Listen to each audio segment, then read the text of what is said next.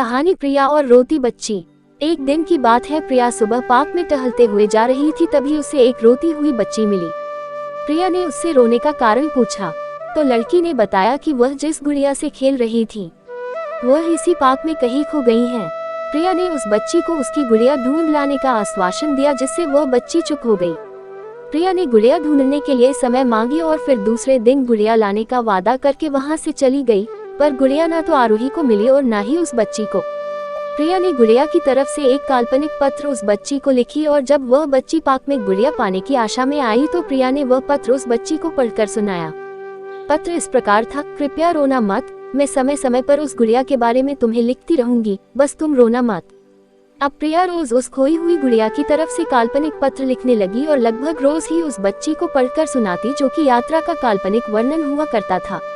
प्रिया ने इस काल्पनिक लेकिन रोचक वर्णन ने उस बच्ची को रोने नहीं दिया। वह खुशी खुशी अपनी गुड़िया की घुमक्कड़ी के किस्से सुनाने लगी। अब वह खुश रहने लगी। एक दिन जब काफी कहानियां हो गई तो फिर प्रिया ने एक दूसरे गुड़िया उस बच्ची को लाकर दी। जाहिर है वो गुड़िया बदली हुई थी। उस बच्ची को अपनी खोई हुई पुरानी गुड़िया जैसे नहीं लगी तो वह प्रिया की ओर देखने लगी। प्रिया अनजान बनते हुए गुड़िया में चिपकी एक चिट को निकाल कर पढ़ने लगी। उसमें लिखा हुआ था, यह मैं ही हूँ, तुम्हारी वाली गुड़िया जो पार्क में खो गई थी। दुनिया भर की लंबी यात्रा की वजह से मैं थोड़ी बदल गई हूँ। बच्ची को इस गुड़िया और प्रिया पर विश्वास हो गया। वह गुड़िया लेकर घर चली गई। वर्षों बाद जब वह बच्ची बड़ी हो गई तो एक दिन वह अपनी अलमारी में कुछ ढूंढ रही थी तो उसका ध्यान उसी गुड़िया पर गया जो प्रिया ने उसे दी थी। बचपन की बातें याद करके वह हंसने लगी। उसे सब समझ आ चुका था कि प्रिया ने कैसे उसका मन रखा। उसे उस गुड़िया पर फिर प्यार आने लगा। वह उसे बड़े गौर से देखने लगी।